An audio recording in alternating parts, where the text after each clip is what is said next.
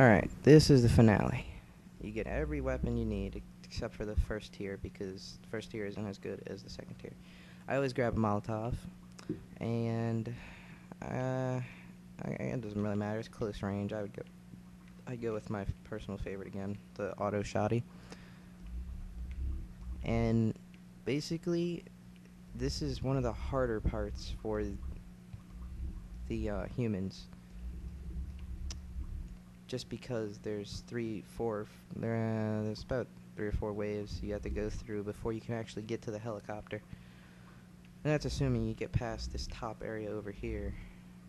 There used to be a cool little thing where there's an insta-kill for smokers, but they fixed that because it wasn't fair, I guess. I mean, if you're dumb enough to go up there and die, you deserve to die, period. But whatever. That just makes it more fun for me, more inventive. Okay, normally when I'm infected, I'll show you. There's this whole area right up here is a danger zone for the human team, because there's usually hunters all over the place, and I'll show you how that's done. So let me show you a cool quick tip over here. This, my friends, or enemies, really depends on who's watching this video. This is the Jesus room. It can only be opened up by zombies, and don't even waste your time doing it in versus mode. The only time it's useful is in campaign. The rooms down here do not open either. I don't know why. They open up in campaign mode, and it would have been a good spot. This area is not very good to stay in during the finale. And by the way, the finale is just a giant crescendo event. And in general, you want to stay over here in this room right here, because there's health, ammo, and windows. And really have no reason to leave this room. Even before a tank, which I'll show you how to take care of that, actually. But you gotta click this twice. So the first thing you're gonna do once you get down from the ramp up here, you're gonna run, click this button, run over here, grab ammo, then turn around and shut the door. Once your teammates should be right behind you, so you'll be able to shut the door. But the first thing you need to do is click that button, because a boomer could barf on you, and you'll get distracted, and you'll completely forget, and then you'll end up sitting there waiting for something to happen. Alright, so I summoned the zombies, and I'm gonna have to sit here now. And for this part, you want to switch between the shotgun and the M16. Use the M16 for when you're fighting off the horde, which should be the first part of it. It's basically just one giant wave of horde, which for some reason don't want to come attack for some reason. Alright, there we go. Holy shit, okay. And this is all you pretty much do. You sit here. It's more fun than probably watching it. It gets intense, I guess. Not really. Once you do it a bunch of times, it's pretty much the same old, same old. It's fun to win, though. So, it's kind of what you're doing it for at this point. Also, a quick tip, watch my ammo. Alright, watch this. Watch the ammo. No. Okay, so I've reloaded the gun. If you switch your guns fast enough, which if you're good at this game, you have a tendency of switching between your pistols and your actual weapon quite a lot, you'll notice that sometimes you'll have 0 ammo, even though you saw your own guy reload the gun. You have to wait, because there's a slight delay, like maybe a second. You have to wait for that second. And 1. Okay. See, the 50 pops up. And then you can switch your weapons, and you'll have full ammo. It happens every once in a while. It can really affect you in these types of situations. Alright, now here comes the tank.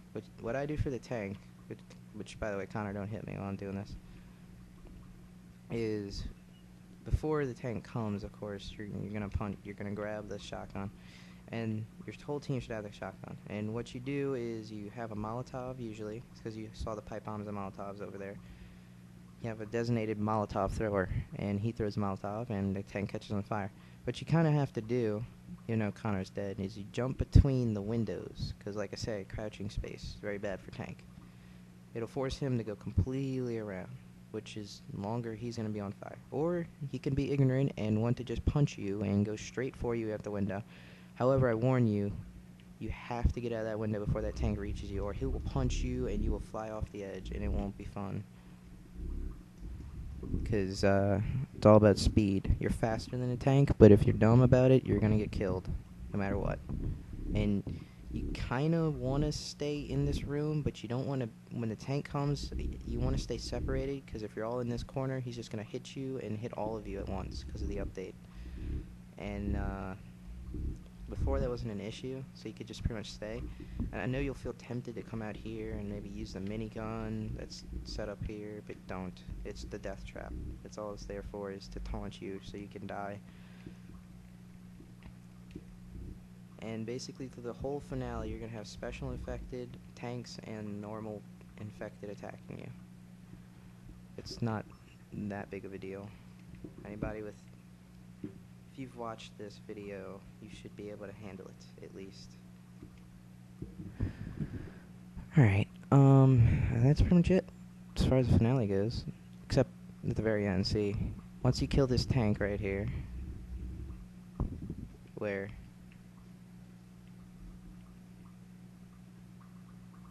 Oh, yeah, when you're a tank and you're, when you're a tank, you're gonna see red outlines. That means, Connor, go step in the fire. That way you won't switch to computer tank, and you'll die faster. When you're a tank and you see red outlines, that's objects that can be thrown. Just for information. And you'll see green objects. Those are objects you can break. I'm sure you'll see them through the whole video. That is beast. Alright, so now the helicopter's gonna come. I say, like, right when you kill that tank, you need to get over to the ramp. Or heal, depending on your situation. Usually if it's a serious game, you'll have 1 or 2 people downed. Usually, if you're just a casual gamer and you're not, like, really good at this, you'll usually have at least one person that's down, or needs to be healed. And it's a little stressful for this part, because you gotta get over to the helicopter. And the other team can have 2 tanks and some special infected. It's kind of ridiculous. And by kinda, I mean really ridiculous.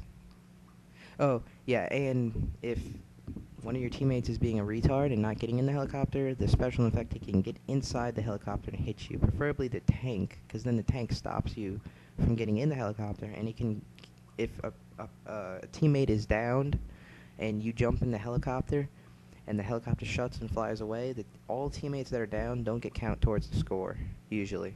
It may have got fixed, I don't know, but I'm pretty sure they don't count towards the score. And that's pretty much it. That's the whole guide. Leave comments or something, I don't know. I might have another small video with Connor. I don't know exactly what we'll talk about. We might talk about survival mode, actually. That's pretty much it, though. Actually, no, I take that back. It's almost over. I have one more thing I want to show you before I stop. I got 8 minutes. No, it doesn't really require you to play counter. Like I said, this little spot over here, as a smoker, it used to be an insta-kill. You pull them right off the edge. It does still a pretty good chunk of damage. And what you normally do is, when you have a full team, you'll have 2 hunters and a smoker and a boomer. Or every once in a while, you'll have 3 hunters and a smoker. What you gotta do is have both your hunters go all the way up to this ladder part up there. Have them wait for the humans to come up the ladder, and then have the boomer spawn as early as possible and die as fast as possible, so that he spawns as a hunter. So you'll have 3 hunters and a smoker, which means you can incap the whole team. You can win the game, basically, in that one giant siege. It usually doesn't work, but every once in a while it wins, and it's really awesome, and it feels good. And that's pretty much it. You really don't need to see the infected version of the finale. It's all straightforward. Use the same tactics you were shown in the other version, or the other videos. So there you go. Leave comments. Like I said 3 minutes ago, before I figured out I had to show you this.